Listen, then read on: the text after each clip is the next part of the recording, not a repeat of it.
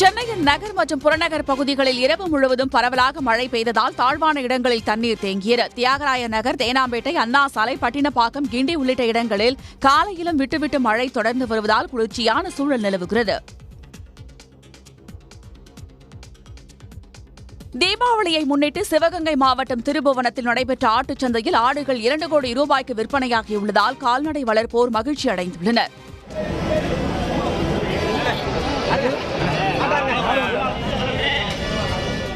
6 kilo எடை கொண்ட வெள்ளாடு மற்றும் செம்மறியாடு ஆடுகள் 8,000 ரூபாய் முதல் 10,000 ரூபாய் வரை விற்பனையானது. தேனி மாவட்டம் ஆண்டிப்பட்டி அருகே காலிஃபிளவர் பூ 1 கிலோ 40 ரூபாய் முதல் 50 ரூபாய் வரை விற்பனையாவதால் விவசாயிகள் மகிழ்ச்சி அடைந்துள்ளனர். கடந்த வாரம் 1 கிலோ காலிஃபிளவர் பூ 10 ரூபாய் முதல் 15 ரூபாய் வரை மட்டுமே ஏலம் போனது. இந்நிலையில் குன்னூர், அம்மச்சியாபுரம் உள்ளிட்ட பகுதிகளில் விளைவிக்கப்படும் காலிஃபிளவர் பூ வியாபாரிகளிடம் வரவேற்பை பெற்றுள்ளது. சிவகங்கை மாவட்டம் காரைக்குடியில் பாஜக மாநில தலைவர் நயினார் நாகேந்திரன் உரையாற்றுவதற்கு முன்பாகவே அவரது கட்சி தொண்டர்கள் சாறை சாறையாக கிளம்பி சென்றது சலசலப்பு ஏற்படுத்தியது. காரைக்குடியில் பிரச்சார கூட்டத்தில் நயினார் நாகேந்திரன், அதிமுக முன்னாள் எம்பி செந்தில்நாதன், பாஜக மூத்த தலைவர் ஹெச் ராஜா ஆகியோர் பங்கேற்றனர். அப்போது ஹெச் ராஜா பேசும்போதே தொண்டர்கள் கலைந்து சென்றனர். காரைக்குடியில இவ்வளவு பெரிய கூட்டத்தை, காரைக்குடியிலே கடல் இல்லை என்ற குறையை போக்குகின்ற வகையிலே மக்கள் கடலை அலைகளாக திரட்டி இருக்கின்ற அன்பு தம்பி. பின்னர் உரையாற்றிய நயினார் நாகேந்திரன் போலீசாரை எச்சரித்து பேசியது சர்ச்சையை ஏற்படுத்தியது.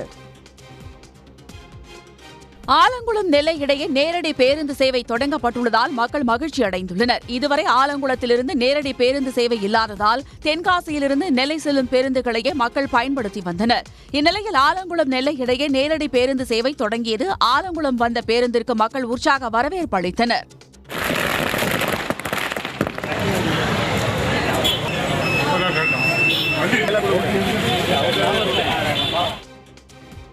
திருவாரூர் அருகே லாரி மோதி ரயில்வே கேட் உடைந்ததால் போக்குவரத்து நெரிசல் ஏற்பட்டது. திருவாரூரிலிருந்து மன்னார்குடிக்கு சென்று கொண்டிருந்த லாரி ஒன்று சிங்களாஞ்சேரி ரயில்வே கேட் மீது மோதியுள்ளது. இதில் ஒரு பக்கம் கேட் தனியாக உடைந்தது. இதனால் அப்பகுதி வழியாக ரயில் சேவை நேரத்தில் தற்காலிகமாக இரும்பு கேட்டை வைத்து பாதுகாப்பு பணியில் ரயில்வே ஊழியர்கள் ஈடுபட்டனர். மேலும் ரயில்வே கேட் சீரமைக்கும் பணி காரணமாக அந்த பகுதியில் கடும் போக்குவரத்து நெரிசல் ஏற்பட்டது.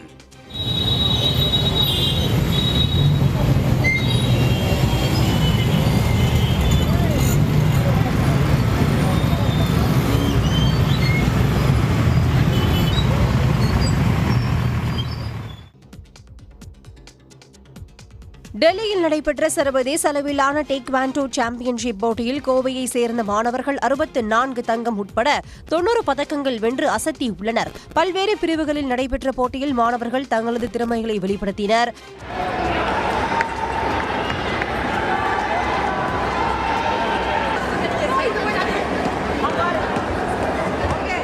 டெல்லியில் இருந்து விமானம் மூலமாகவே கோவை வந்த மாணவர்களுக்கு விமான நிலையத்தில் உற்சாக வரவேற்பு அளிக்கப்பட்டது.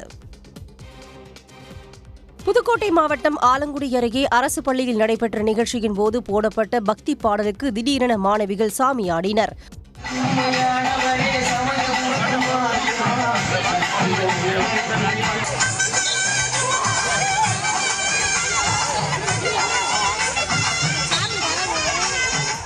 ஆலங்குடி அருகே மாஞ்சான் விடுதியில் உள்ள அரசு மேல்நிலைப் பள்ளியில் புதிய கலையரங்கம் திறப்பு விழா நடைபெற்றது.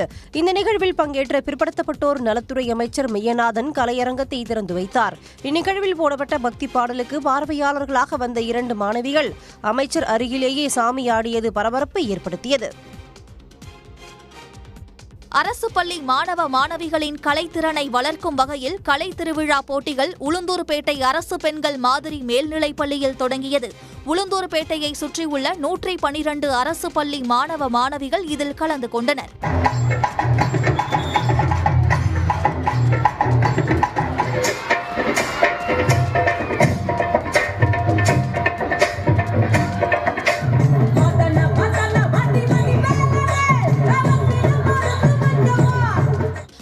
நாட்கள் நடைபெறவுள்ள கலை திருவிழாவில் 2000க்கும் மேற்பட்ட மாணவ மாணவிகள் பங்கேற்கின்றனர். குளித்தலை மணப்பாறை சாலையில் உள்ள ரயில்வே கேட் மீது அரசு பேருந்து மோதியதில் ஏற்பட்ட பழுதின் காரணமாக சுமார் 1 மணி நேரம் போக்குவரத்து பாதிப்பு ஏற்பட்டது. ரயில்வே கேட்டின் இருபுறத்திலும் வாகனங்கள் அணிவகுத்து காத்திருந்தன.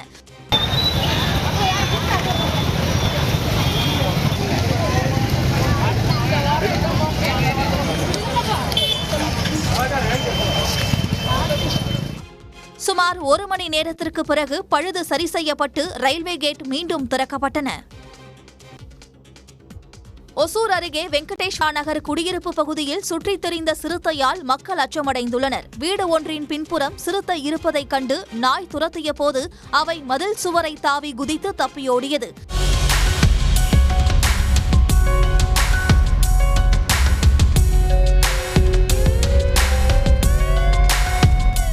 சிறுத்தை நடமாட்டத்தால் அச்சமடைந்துள்ள மக்கள் அவற்றை கூண்டு வைத்து பிடிக்க நடவடிக்கை எடுக்க வேண்டும் என்று வலியுறுத்தியுள்ளனர். செஞ்சி அடுத்த கணக்கன்குப்பம் அரசு உதவி பெறும் பள்ளியில் நடைபெற்ற அறிவியல் கண்காட்சி பார்வையாளர்களை வெகுவாக கவர்ந்தது. குறிப்பாக சூரிய குடும்பம் போன்று மாணவர்கள் வடிவமைத்து காட்சிப்படுத்தியது வியக்க வைக்கும் வகையில் அமைந்தது.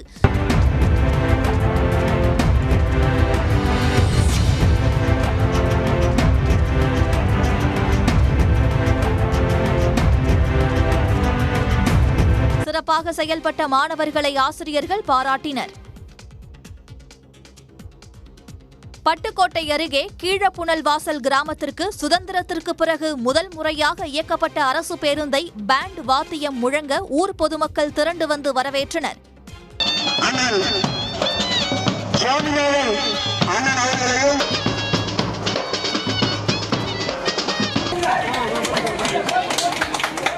கவுன்சிலர் அண்ணன் அவர்களும் கொடியசைத்து இந்த விழாவை கீழப்புனல்வாசல், வாடிக்காடு, ராமகிருஷ்ணபுரம் ஆகிய 3 கிராமங்களை சேர்ந்த பொதுமக்களுக்கு இந்த பேருந்து வசதி பயன்பட உள்ளது. மத்திய பிரதேச மாநிலம் போபாலில் சாலை சேதமடைந்து திடீரென பெரும் பள்ளம் ஏற்பட்டு 2ஆக பிளந்தது போல காட்சியளித்ததால் பரபரப்பு ஏற்பட்டது. இதனால் அப்பகுதியில் போக்குவரத்து முழுமையாக முடக்கப்பட்டது.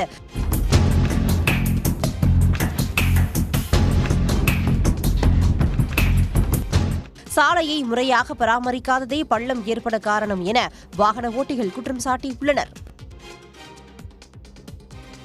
மும்பை விருது வழங்கும் விழாவில் இந்திய கிரிக்கெட் அணியின் முன்னாள் கேப்டன் ரோஹித் சர்மா செய்த செயலை பலரும் பாராட்டி வருகின்றனர்.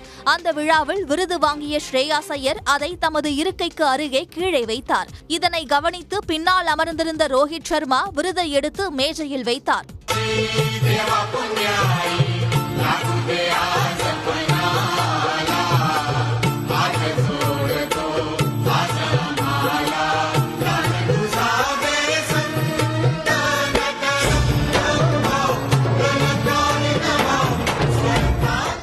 ரோஹித் சர்மாவின் செயலுக்கு வலைதளங்களில் பாராட்டு குவிந்து வருகின்றன.